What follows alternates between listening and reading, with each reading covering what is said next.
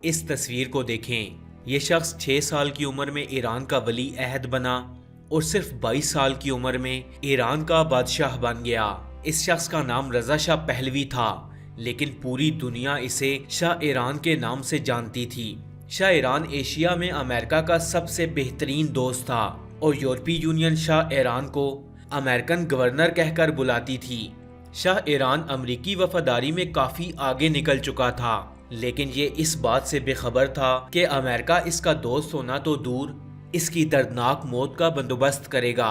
امریکہ نے شاہ ایران کو اپنے ملک میں روشن خیالی لانے کا حکم دیا تو اس نے ایران میں داڑھی اور پردے پر پابندی لگا دی۔ اس کے دور میں اگر کوئی باپردہ عورت گھر سے نکلتی تو پولیس سرے عام اس کا برقع پھاڑ دیتی۔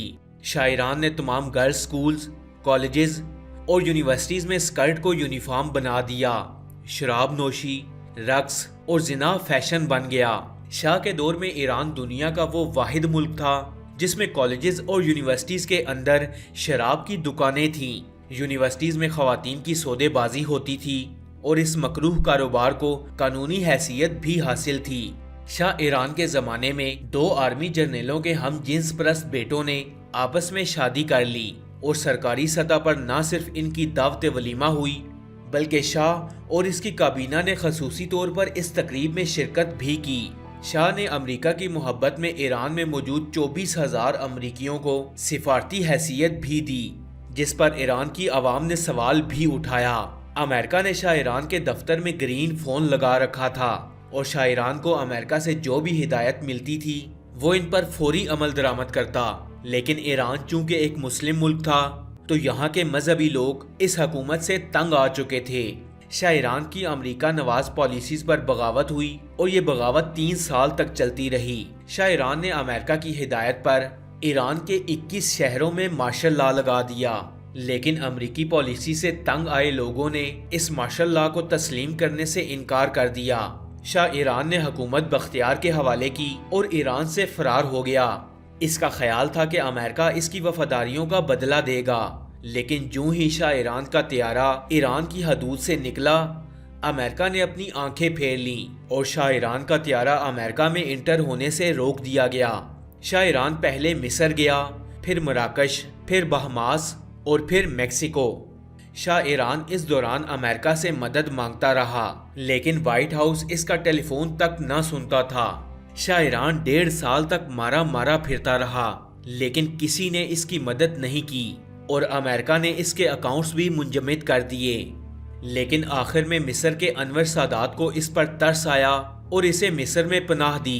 مصر کے شہر قاہرہ میں اس کا انتقال ہوا اور مرتے وقت اس کے پاس اس کی تیسری بیوی کے سوا اور کوئی بھی موجود نہیں تھا۔ لوگ اس کا جنازہ تک پڑھنے نہ آئے اور اس کے بیڈ روم میں ہی اسے دفن کر دیا گیا۔ فرینڈز، یہ کہانی صرف رضا شاہ پہلوی کی نہیں ہے۔ امریکہ کا ہر دوست حکمران اسی انجام کا شکار ہوا۔ آج پاکستان میں بھی کچھ ایسے ہی حالات پیدا کیے جا رہے ہیں اور پاکستان کے کچھ مہربان یہ سمجھ بیٹھے ہیں کہ امریکہ انہیں ان کی حکومت بنانے میں سپورٹ کر رہا ہے، لیکن یہ لوگ یہ نہیں جانتے کہ مفاد پرست امریکہ تو صدام حسین کا نہ بنا، رضا شاہ پہلوی کا نہ بنا تو ان کا کیسے بنے گا؟ آج امریکہ نے جیسے حالات پاکستان میں بنا دیے ہیں، بالکل ایسے ہی حالات امریکہ نے دنیا کے ایک ملک چلی میں بنائے تھے۔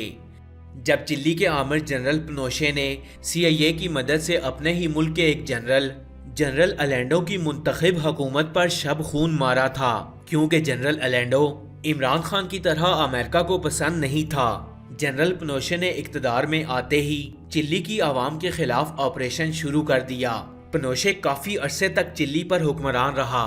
اس دوران پنوشے نے امریکہ کے کہنے پر چلی کے ہزاروں شہری قتل کروائے۔ اپنے ملک میں امریکہ کے کہنے پر امریکہ کی ناپسندیدہ تنظیموں پر پابندی لگائی اور امریکہ کی خواہش پر اپنے شہریوں کے انسانی حقوقوں کی دھجیاں اڑا دیں۔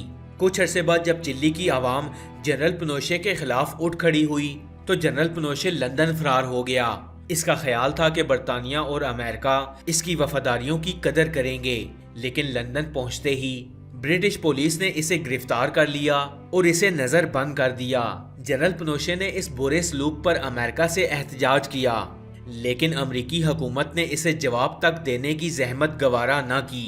کچھ عرصے بعد برطانیہ کی حکومت نے جنرل پنوشے کو چلی کے حوالے کر دیا اور چلی کی حکومت نے اسے جیل میں بند کر دیا اور اس کے خلاف مقدمہ چلایا گیا۔ مقدمے کے دوران اسے ہارٹ اٹیک ہوا اور یہ وہیں مر گیا۔ اس کی موت پر پورے ملک میں خوشیاں منائی گئیں، جبکہ امریکہ نے اس کی موت پر تعزیت کا ایک پیغام تک جاری نہ کیا۔ فرینڈز، بالکل ایسی ہی ایک مثال فلپین کے فرنینڈ مارکوز کی بھی ہے، جو 22 سال تک فلپین میں امریکی مفادات کی جنگ لڑتا رہا۔ اس نے فلپین سے کمیونسٹ کو چن چن کر قتل کر دیا، لیکن جب امریکہ کو یہ لگا کہ یہ ان کے کسی کام کا نہیں تو امریکہ نے اس کی حکومت گرا دی۔ مارکوز امریکہ آ گیا۔ امریکہ نے اسے پناہ تو دی، لیکن اسے وہ عزت نہ دی جس کا وہ حقدار تھا۔ اس نے اپنی ساری زندگی فقیروں کی طرح امریکی شہر کے ایک چھوٹے سے مکان میں گزار دی اور اسے ایک عام ریفیوجی کے برابر امریکی حکومت وظیفہ دیتی رہی، اور یہ اسی طرح قسم پرسی کی حالت میں مر گیا۔ فرینڈ، صدام حسین کے نام سے تو پوری دنیا واقف ہے۔ ایران میں انقلاب کے بعد امریکہ نے صدام حسین کو استعمال کرنے کا فیصلہ کیا۔ صدام حسین نے امریکہ کی باتوں میں آ کر ایران پر حملہ کر دیا۔ یہ جنگ 8 سال تک چلتی رہی اور اس میں عراق اور ایران کے 10 لاکھ سے بھی زیادہ لوگ ہلاک ہوئے۔ صدام حسین 1990 تک امریکہ کا بہترین دوست تھا، لیکن پھر تیل کی لالچ میں امریکہ نے عراق پر حملہ کر دیا اور اس حملے میں 70,000 عراقی شہری شہید ہوئے۔ اس کے بعد امریکہ نے ایک بار پھر سے عراق پر حملہ کیا، صدام حسین کو گرفتار کیا اور باقاعدہ سازش کے تحت صدام حسین کو پھانسی دے دی۔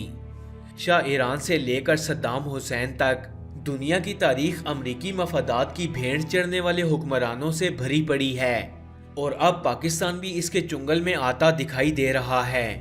اگر آپ جانتے ہو تو امریکی خارجہ پالیسی کو ڈسپوزل ڈپلومیسی کہا جاتا ہے۔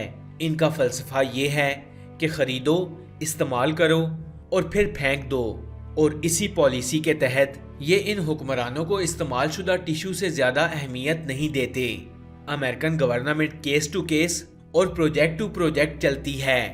ان کا دوست رضا شاہ پہلوی ہو، جنرل پنوشے ہو، صدام حسین ہو، یا پاکستان میں موجود کچھ مفاد پرست لوگ جو اپنے مقصد کی خاطر پاکستان کو نقصان پہنچانا چاہتے ہیں، اور ان کا بھی یہی حال ہوگا جو ماضی میں گزرے امریکن ایجنٹس کا ہوا۔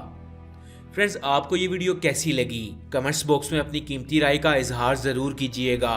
ایسی اور انفارمیٹیو ویڈیوز دیکھنے کے لیے سٹوری فیکٹس چینل کو سبسکرائب کر لیں اور ساتھ میں لگے بیل آئیکن کو بھی پریس کریں تاکہ مزید آنے والی ایسی انفارمیٹیو ویڈیوز کا نوٹیفیکیشن آپ کو مل سکے۔ میں ملوں گا آپ سے اگلی ویڈیو میں، تب تک کے لیے اللہ حافظ۔